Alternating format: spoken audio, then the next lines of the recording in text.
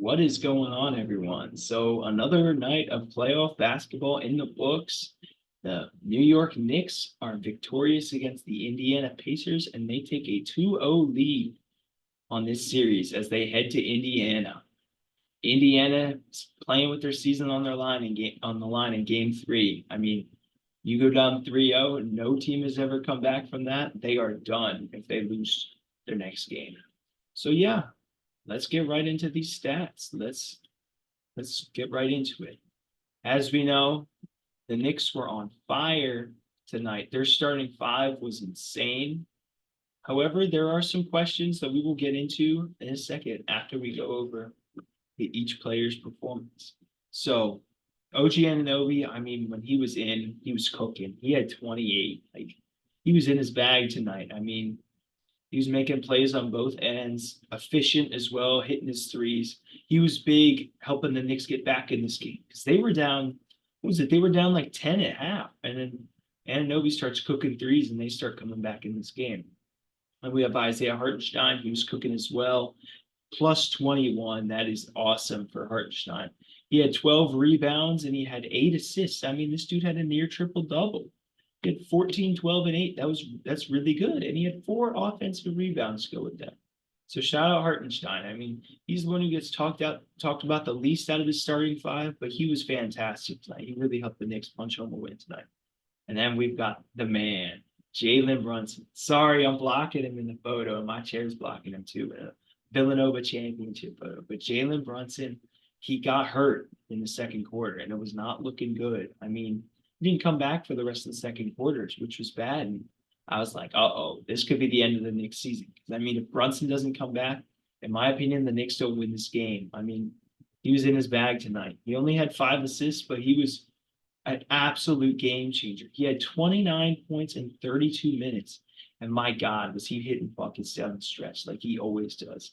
This dude is insane. Like, he is one of the best playoff performers, and it's his third big playoff run, but his second as the main dude. Like, the first one in Dallas, he was behind Luka, and he was cooking in those playoffs, but he was behind Luka. But now he's the main dude, and he is cooking. Josh Hart being an absolute dog tonight. He's 6'4", and has 15 rebounds. Like, my God, he only had 2 offensive rebounds, which for his standard, that's good. For 6'4", that is fantastic. But for his standards, that seems a little low. But this dude is a dog on the glass. Like, my God. And then one of the most impressive performances of them all, Dante DiVincenzo, 28. Are you serious? This guy was on fire. He hit 6 threes and he shot 12 of them. He was running around screens all over the place, just cooking, shooting threes. He was in his bag tonight. When we get to the bench guys, I mean, the bench, honestly, they weren't that great. But I felt like down the stretch, when shout out to Tom Thibodeau right here. He ran that double big lineup at the end with Precious Achua and Hartenstein, and that really helped them put the game away. Like, they were grabbing offensive rebounds left and right.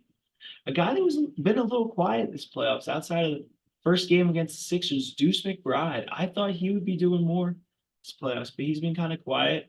But I mean, the Knicks starters are just so good. I mean, this is one of the best start. This is probably the second or third best starting five in the NBA in the playoffs as well. Because you got the Celtics, they have a good starting five, and then you have the Timberwolves and the Nuggets, also a good starting five. But I would put these guys above the Nuggets right now. Like, this starting five is lethal, man. We'll get into the injuries in a second as we talk about Indiana.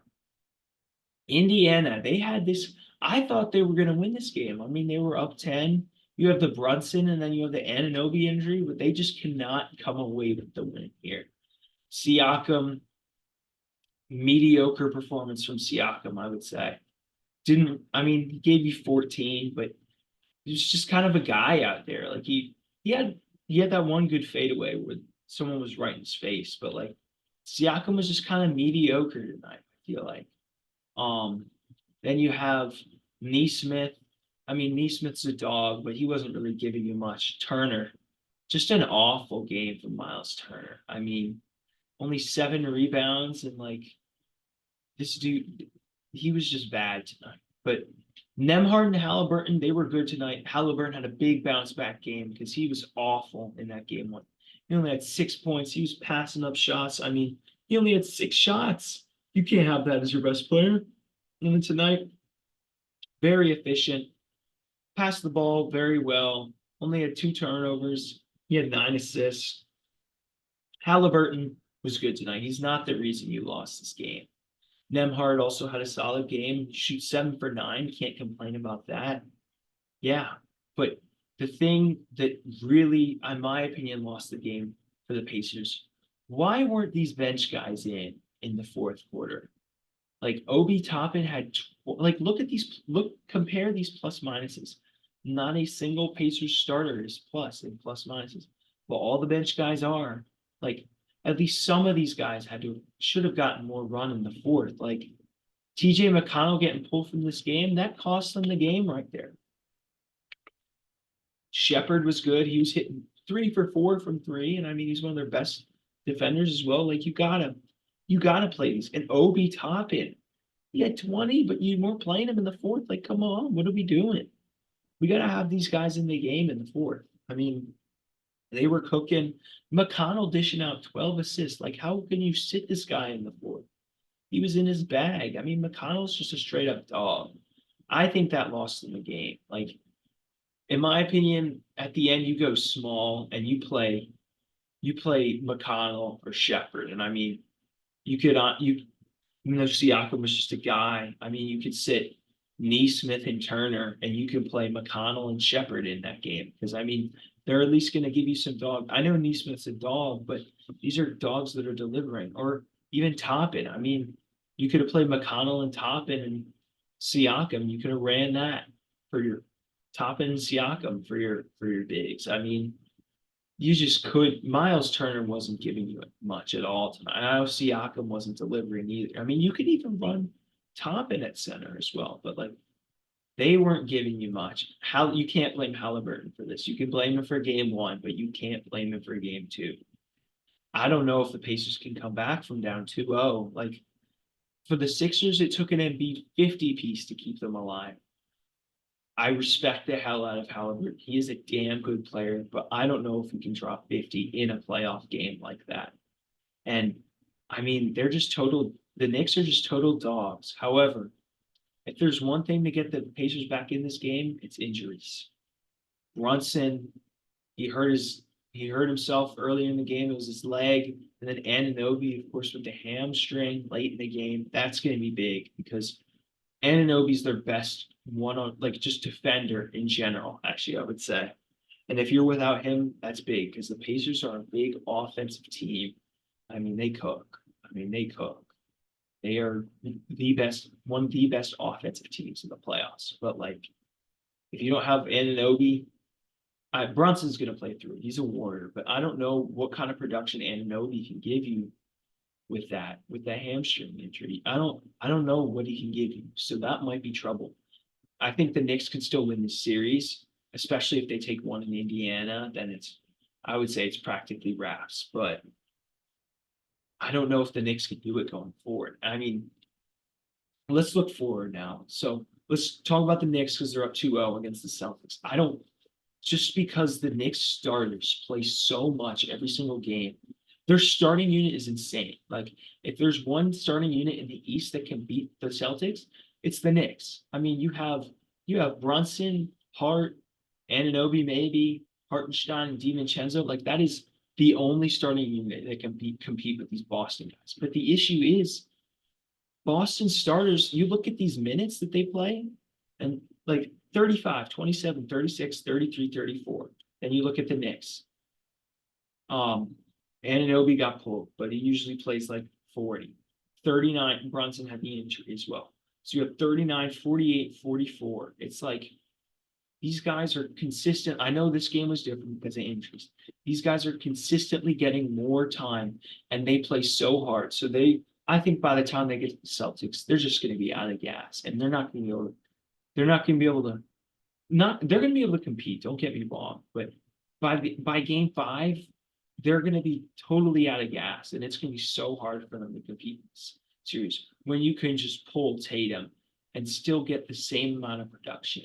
Or pull Brown. You can pull any of these guys and put any of these bench guys in, mainly Tillman assuming Porzingis comes back. But you pull Porzingis, you pull Horford, you're getting the same production. It's the Celtics are just insane, man. Like, I don't know what to say. Like, I don't think anyone in the East can really beat them, unfortunately. I'm a Sixers fan, so I don't like Boston, but you got to give them their flowers. They are a damn good roster. All right, so we've talked enough about the games tonight in the East. Let's talk about tomorrow. Celtics, Cavs. Come on. I love Donovan Mitchell. I love what he's been doing, but come on. You've got 5 Donovan Mitchells on the floor at the same time, or at least 5 Donovan Mitchells at their roles. So you have 5 guys that are just insane at their role for the Celtics. And then you've got insane bench guys as well. The Celtics are taking game 2, and they're going to Cleveland up 2-0. Mavericks Thunder, I think this all depends on Luka. If Luka looks good, Mavericks could steal one. Because I mean, before that third quarter, the Thunder and Mavs it was a close game. So if you get a good, efficient Luka game, the Mavericks could take it. But if I had to put money on it, I would put money on the Thunder. So yeah, I mean, let's think. Let's see. Some other things that happened tonight. So hold on, I'm gonna figure out how to stop sharing my screen. There we go. I suck. That's my bad. Jokic won his 3rd MVP. Congrats to Jokic, but my God, this dude doesn't have voter fatigue. Don't get me wrong, he's a valuable dude, but I think it would have been cool to see a guy like Shea or Luka or even Jalen Brunson. I feel like he's not in these conversations as much as he should be. Like, you look at the Knicks tonight. You look at the Knicks with Jalen Brunson, and then you look at them without Jalen Brunson. That second quarter, I'm not going to pull it back up, but they got cooked without him. I mean, they got outscored 37-27 without Jalen Brunson in that second quarter. So, I mean, with Brunson, they are insane. Without him, they're just they're still a solid team, but they're not nearly as good. I think Brunson kind of I wouldn't say he got snubbed from MVP by any means, but he should have got more recognition than he got. I think Luka, I mean, Jokic, fantastic player. I get it. But like, I think it'd be fun to have someone else win. And I feel like a lot of these other guys, and what was it? Jokic got like almost all the first place votes. I feel like guys like Shea, they deserve more first place votes. Like, Shea was the 1 seed in the West. I mean, he's him. I mean, Shea's a fucking beast. And Luka, I mean, Luka's not playing great right now, but the Mavericks are nothing without him. Same thing with the Knicks aren't nothing without Brunson, but they are all these teams are significantly worse without their best player. And that's the Nuggets too, but it's just like, it'd be cool to see some of these other guys get more love than they're getting. But I mean, congrats to Jokic, 3 MVPs. That's insane. He's great. I mean, Jokic is him. Let's be honest. He's a fantastic player. But these other guys, they're getting there too. They could be winning some of these MVPs in a couple of years. So watch out for Embiid. If Embiid, I'm gonna say it. If Embiid didn't get hurt, this MVP, he would be back-to-back MVP. Let's be honest here. But anyway, let's not talk about that. Congrats to Jokic. Shout out to these guys balling out. The Knicks are playing fantastic. I just don't know if they're going to run out of gas eventually. But if they don't, they can compete with the Celtics. They just got to get out of this series as fast as they can and rest up for Boston. But yeah, that's enough of me.